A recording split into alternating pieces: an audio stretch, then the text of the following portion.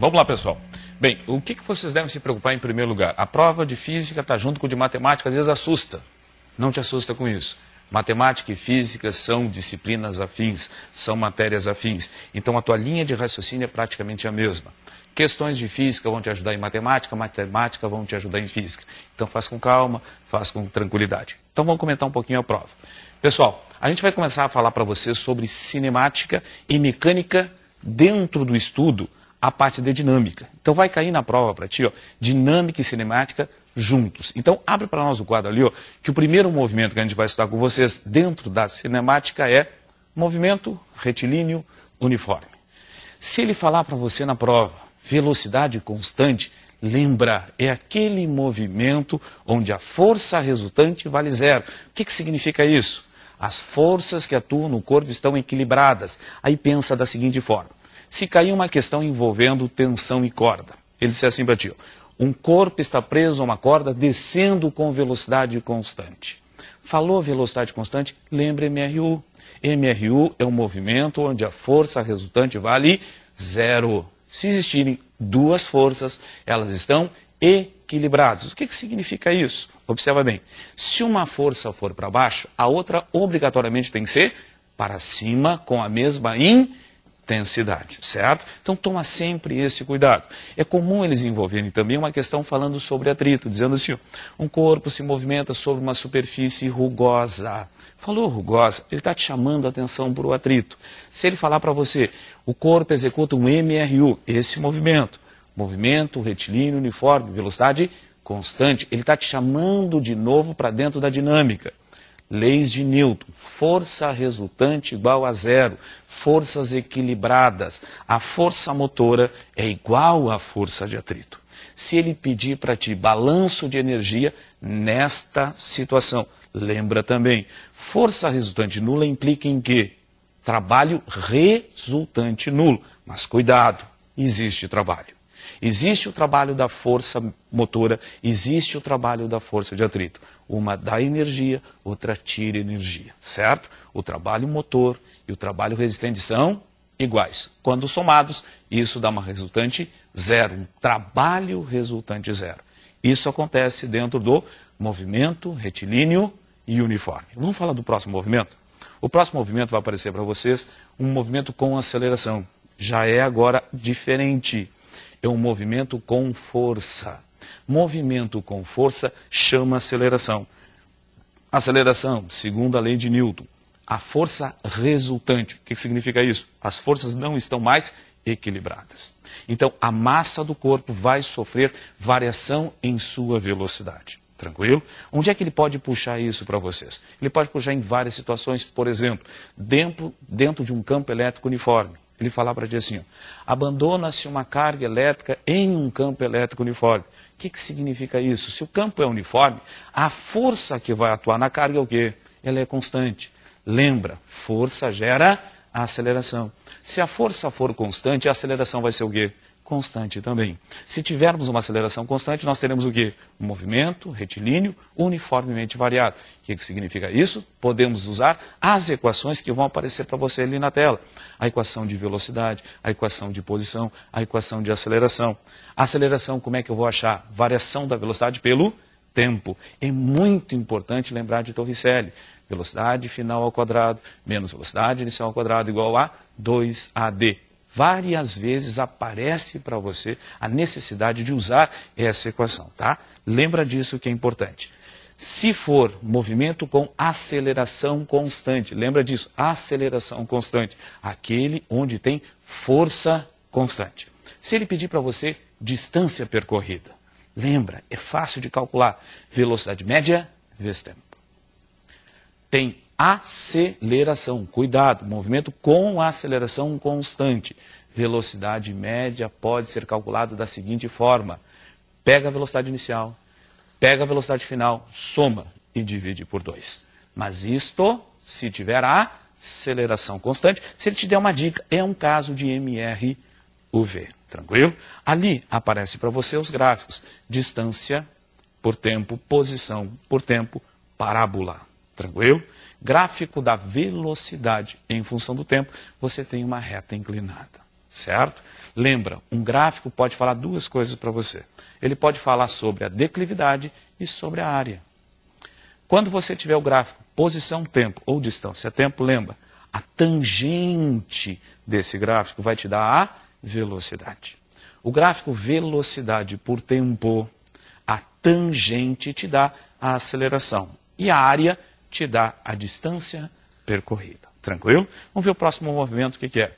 Observe ali, ó, de novo, movimento com força. Mas cuidado, esta força ela tem uma direção perpendicular ao vetor velocidade. Para ser trajetória circular, lembra disso, a força é perpendicular ao movimento. Força perpendicular ao vetor velocidade, o que ela faz? Ela muda a trajetória, direção, sentido, sem mudar a rapidez, módulo. Tranquilo? Então, força perpendicular muda a trajetória sem mudar a rapidez do movimento, certo? Aí aparece ali para vocês as equações rapidamente para vocês lembrarem. Mas o importante é lembrar que a gente pode usar uma situação dessa dentro do magnetismo. Dentro do magnetismo, quando uma carga é lançada em um campo magnético perpendicular às linhas de indução desse campo, o que acontece com ela? Ela executa um MCU. Cuidado com isso. Por quê? Porque a força magnética, quando existe, ela é sempre perpendicular ao vetor velocidade. Aí o que eu tenho que lembrar? Força perpendicular muda a trajetória sem mudar a rapidez. Tranquilo? Vamos ver o próximo assunto que aparece para a gente falar ali rapidamente com vocês, dentro de dinâmica trabalho. Lembra, quando tem uma força resultante atuando sobre um corpo, esta força pode entregar energia para esse corpo. Quando ela entrega energia para esse corpo, existe um trabalho. O que esse trabalho vai medir? O quanto de energia esse corpo vai variar, o quanto de energia foi transferida para ele, certo? Então, olha ali, ó, como é que eu posso calcular esse trabalho? Força vezes deslocamento. O produto força vezes deslocamento te dá quanto de energia foi transferida para esse corpo.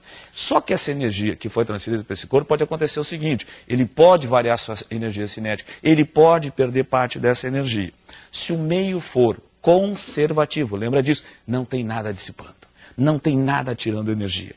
O trabalho vai ser igual a quem? A variação da energia cinética sofrida por esse corpo. Atenção, atenção, questão certa. Trabalho igual a variação da energia cinética, certo? Energia cinética, mv ao quadrado sobre 2. Apareceu o gráfico, barbada. A área do gráfico te dá o trabalho. Tranquilo? Vamos ver o que aparece agora para vocês ainda. Dentro da dinâmica, ali aquilo que eu falei para vocês. Ó. Trabalho, média, variação de energia sofrida por esse corpo. 30 segundos olhando para a tela e grudando na tua alma esta informação. Não te esquece. Trabalho igual a variação de energia cinética. Tranquilo? Vamos ver o próximo assunto que aparece para vocês. Energia mecânica. Se ele falar para você assim, ó, o meio é conservativo. Lei natural, lei natural. Na natureza nada se cria, nada se perde, tudo se transforma. Nesse momento, se você deixar cair um objeto, o que acontece? A energia potencial se transforma em energia cinética, certo? Em qualquer ponto durante a queda. Nós temos um conceito chamado energia mecânica, que é a soma da cinética mais a potencial. Em meio conservativo, esta soma é sempre constante. Então, o que eu faço numa questão dessa? Digo que a energia mecânica em A, a energia mecânica em B e a energia mecânica em C são iguais. Eu estou dizendo que é igual a soma. Cuidado, a soma é sempre a mesma, certo? O próximo assunto para vocês deve aparecer aqui, vamos ver. Princípio da conservação de energia, a gente já comentou, ali uma energia se transforma na outra, olha bem para o quadro, te concentra bem nessa relação, cinética se transforma em potencial, potencial se transforma em cinética em meios conservativos, não tem dissipação. Bem pessoal, agora com vocês, professor Jorge, falando sobre conservação, princípio da conservação de energia mecânica. Bom, e em seguida ele vai falar para você sobre impulso. Impulso e quantidade de movimento. Vamos lá, Jorge. Bom, gurizada, vamos lá então. Ó, como o Gustavo falou, é importante lembrar dessa relação, tá? A energia mecânica é a soma da cinética com a potencial, que pode ser gravitacional ou elástica, certo? Para isso ocorrer, não esqueça, o sistema tem que ser um sistema conservativo, onde a gente vai informar aí que não existem forças dissipativas. Vamos para a parte de impulso, que é a próxima tela. Aqui a gente tem uma relação muito importante, sempre aparece na prova, que o impulso é a força vezes o tempo. Mas aí vocês devem cuidar que esse tempo é o tempo em que a força ficou atuando sobre o corpo. Não esquece que se um garoto chutar uma bola, durante a trajetória da bola, a força que colocou a bola em movimento não está atuando mais. A única força que pode atuar nesse momento é a força peso ou a força de resistência do ar, que provavelmente seja nula numa questão da prova. Tá? Cuidado para não ter aquela ideia de que a força vai sempre acompanhar. Não, a força atuou durante um tempo em que o pé do jogador, o pé do garoto encostou na bola, e a partir daí gerou o impulso. Tranquilo? Então o impulso que é a força vezes o tempo. Quantidade de movimento. Quantidade de movimento é o que move. É a massa vezes a velocidade, grandeza vetorial. Então vocês cuidem que no MCU, como o Gustavo estava falando, no MCU nós temos o módulo da velocidade constante. Então o módulo da quantidade de movimento constante. Mas o MCU, o vetor velocidade muda de direção. A quantidade de movimento no MCU muda a sua direção, porque ela acompanha o vetor velocidade. E uma relação muito importante é o impulso da força resultante ser igual à variação da quantidade de movimento linear. Isso é muito importante, mas aí, pessoal, é o impulso da força resultante igual à variação da quantidade de movimento, certo? Próximo quadro nos mostra aí a hidrostática, que a gente tem 3 pontos na hidrostática. Né? Teorema de Pascal, a ideia de Pascal de que, olha só, a variação na pressão se transmite integralmente. Cuidado para não interpretar errado, achar que a pressão é a mesma. Não. A variação, o acréscimo de pressão em um ponto se transmite integralmente a todos os pontos. Onde é que se aplica isso? Na máquina hidráulica, onde a gente tem a relação força 1 por área 1 igual a força 2 por área 2. A gente faz uma força pequena e essa força pequena se transforma numa força maior. Certo? Ela é uma multiplicadora de força.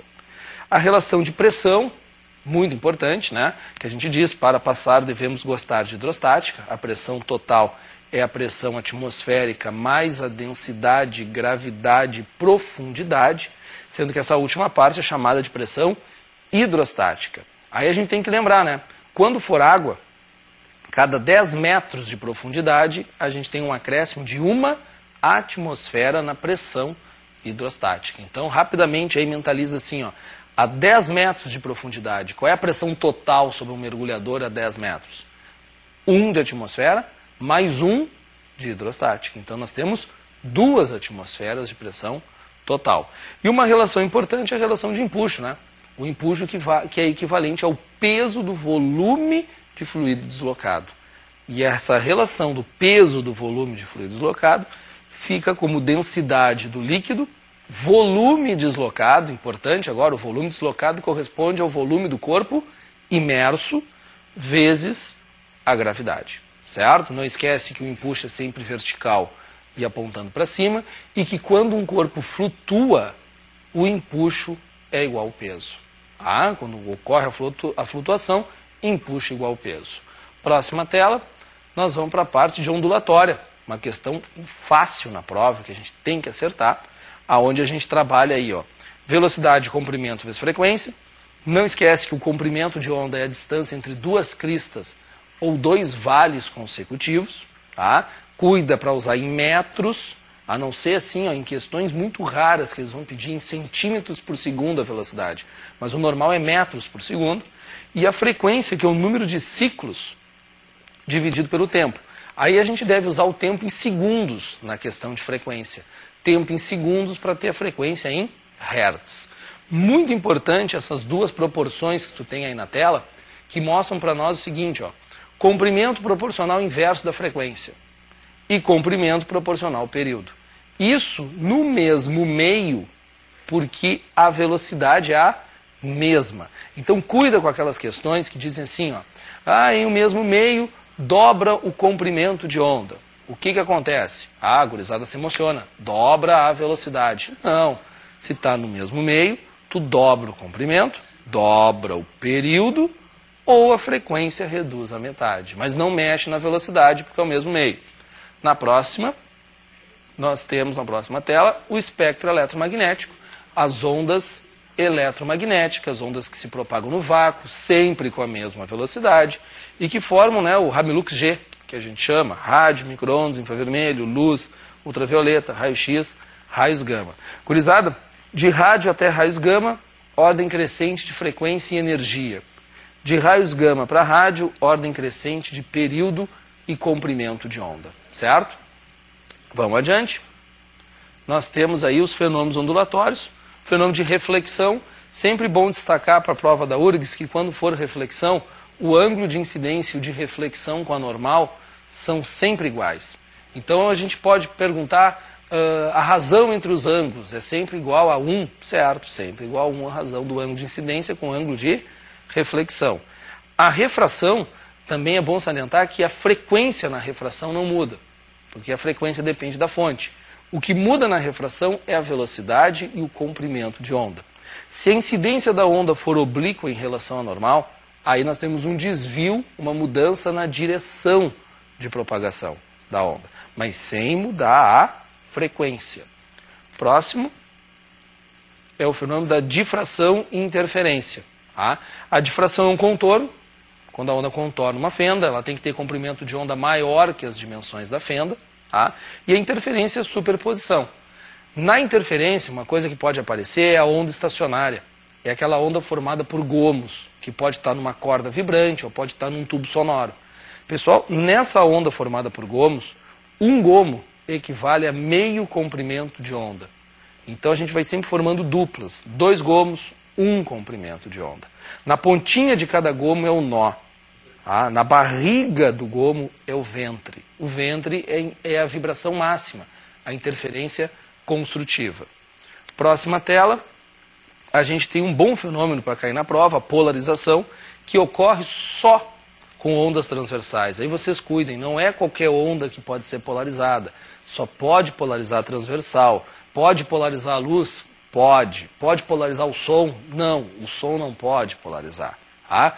Cuida se aparecer alguma coisa com 2 polarizadores. Até a gente usou aí a figurinha de 2 óculos, que é muito comum óculos de sol com polarizador. Se os 2 polarizadores forem paralelos, a luz passa pelos 2, fica polarizada. Se o alinhamento dos polarizadores formar um ângulo de 90 graus, a luz que foi polarizada pelo primeiro será polarizada de novo no segundo polarizador, e aí a gente não enxerga mais. E aí é aquela figura em que as 2 lentes ficam completamente escuras, porque não ocorre a passagem da luz. Onde é que se usa a polarização?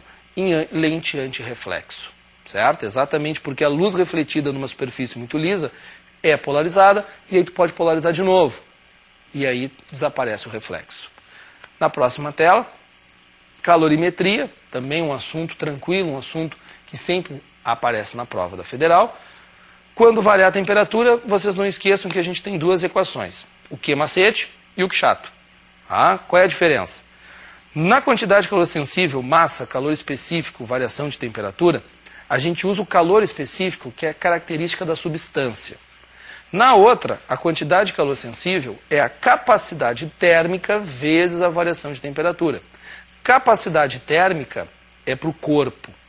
Um corpo tem capacidade térmica. Tá? Uma substância tem calor específico. Lembre que existe uma questão antiga que ele falava em 2 cubos de mesmo material, mas de tamanhos diferentes.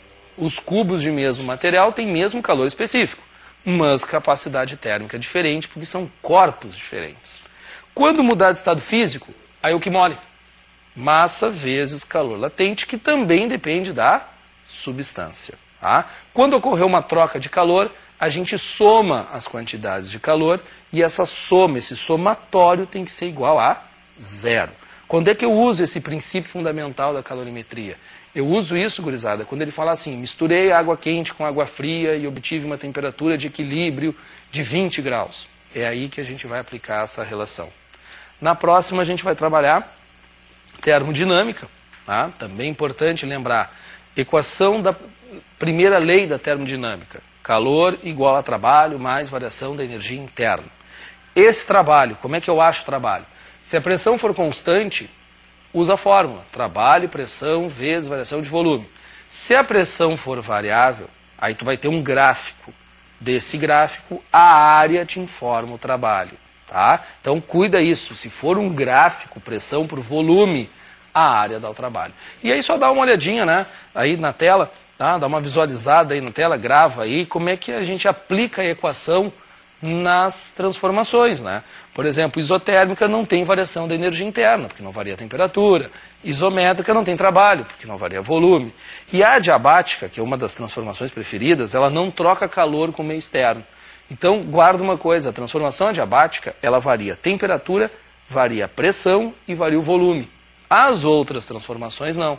Isobárica não varia a pressão, isométrica não varia volume, isotérmica não varia a temperatura. A adiabática vai variar as três e sempre ocorre rapidamente uma transformação adiabática. Na próxima tela, ó, eletrostática. Está na hora então de chamar o professor Gustavo para vamos falar uma geral na eletrostática. Então, eletrostática. sobre eletrostática. O que vocês devem lembrar de eletrostática? Lembra? Eletrostática é associada à carga. Carga pode fazer força. Quem faz força pode entregar energia. Então, carga gera campo, potencializando esse campo. Tá? Esse campo é orientado sempre da carga positiva para a carga negativa. Linhas de força. A linha de força te mostra a concentração, a intensidade do campo também. Aonde as linhas estiverem mais concentradas, o campo ali será mais intenso. Lembra que dentro do campo existe diferença de potencial. Se o campo for constante, ou chamado campo uniforme, essa diferença de potencial é produto. Campo pela distância entre as superfícies, entre os níveis de energia, certo? Quando você desloca uma carga de um nível para outro nível, existe um trabalho. O que é o trabalho? É o produto da carga pela diferença de potencial. Então, só vai ter trabalho se a carga for deslocada de um potencial para outro potencial. Em seguida, aparece para vocês ali ó, os circuitos elétricos. O que eu tenho que lembrar de circuito elétrico? O circuito pode aparecer para ti uma associação série, associação paralelo. Lembra rapidamente, a associação série é aquela que divide a tensão, é aquela que divide a força eletromotriz da fonte, certo? A associação em paralelo, o que ela faz? Ela divide a corrente. De que forma? Inversamente proporcional à resistência. Passa mais corrente onde se tem menos resistência. Fonte fornece energia. Como se calcula essa energia? A energia depende da diferença de potencial, depende da intensidade e depende do tempo. Então, se ele falar para você em chuveiro, tá? Passei o chuveiro de inverno para verão. O que está acontecendo aí? A água vai diminuir a sua temperatura. Vai ficar mais fresquinha no verão, água fria. Pouca energia. Se tem pouca energia, o que tem? Pouca corrente. Se tem pouca corrente, tem muita resistência. Olha a relação, que é o contrário.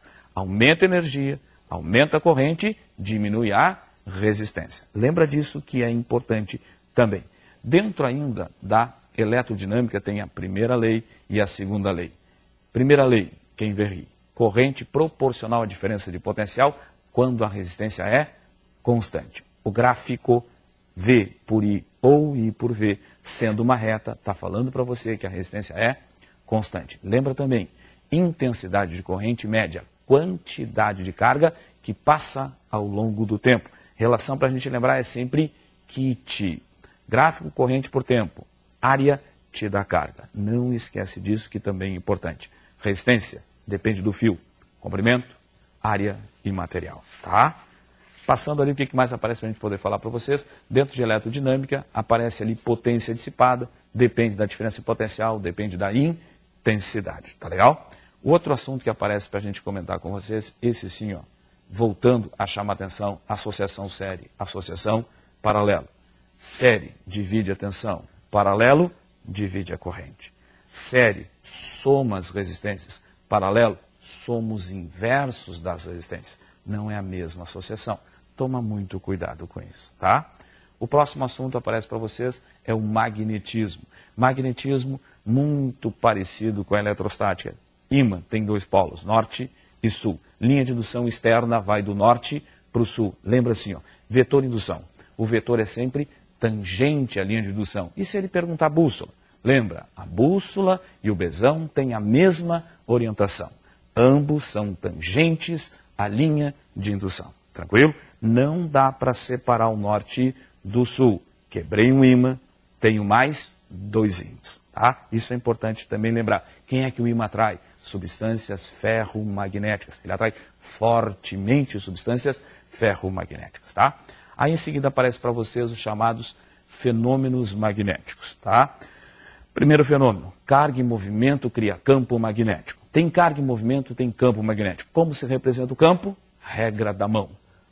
Polegar, corrente, ponta dos dedos, campo. Tá? Carga e movimento dentro de campo sofre força. Mão aberta. Palma da mão te mostra força. Linhas do campo, velocidade ou corrente. Tranquilo? Palma da mão mostra para você a força. Terceiro fenômeno. Variou fluxo em uma espira, aparece na espira ou corrente induzida ou força eletromotriz induzida. Espira fechada, força eletromotriz e corrente. Espira aberta, só força eletromotriz, tá? Mas para isso tem que variar o fluxo magnético. O Jorge agora vai comentar rapidamente com vocês algumas questões sobre física moderna. Vai lá, Jorge, contigo. Então, vamos lá, vamos trocando aí e vamos para a última parte. Então, o Gustavo aí já comentou, né? O eletromagnetismo, e agora vamos então para a física moderna aí, que deve terminar, né? Se nada ocorrer de diferente na formação da prova, deve terminar aí, deve ter suas 2 ou 3 últimas questões da prova. Gurizada, muito importante o efeito fotoelétrico, tá? Que foi explicado baseado na teoria quântica de que a energia é descontínua, tá? Gravem isso, energia é descontínua. O que é um fóton? Um fóton é um pacote de energia, e essa energia é diretamente proporcional à frequência, certo? Então, o que ocorreu no efeito fotoelétrico? No efeito fotoelétrico, um fóton colide no elétron, libera energia para esse elétron, o elétron realiza uma função trabalho e é liberado pelo metal. O elétron, quando sai do metal, sai com uma energia. Essa energia que ele sai, que é chamada energia cinética, depende da frequência da luz incidente, porque depende da energia do fóton que colide nele, certo? Então a teoria quântica e o efeito fotoelétrico estão juntos na ideia, na concepção da energia na forma descontínua, certo? Na próxima tela, nós temos aí a parte das reações nucleares, até que foi uma questão no último vestibular da URGS. A fusão é uma união de núcleos, onde a gente tem uma energia térmica muito alta, uma energia térmica muito forte, e não temos praticamente lixo atômico numa fusão. Onde é que ocorre a fusão? A fusão nós temos no Sol, a fusão nuclear. Já a fissão nuclear é um processo que ocorre na forma de uma reação em cadeia, em que o núcleo vai se partir, e partindo desse núcleo a gente libera muita energia.